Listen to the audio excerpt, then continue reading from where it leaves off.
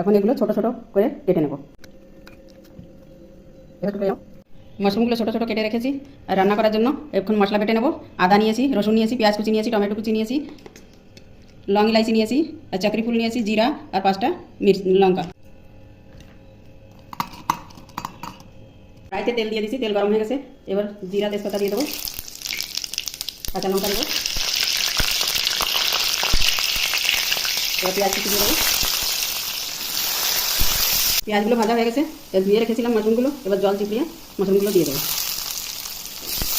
না তো হলুদ দিয়ে দিলাম, এখন ভালো করে ভেজে নেবো। মাশরুমটা ভালো করে ভাজা হয়ে গেছে, এবার পিষে রাখা মশলাটা দিয়ে দেবো।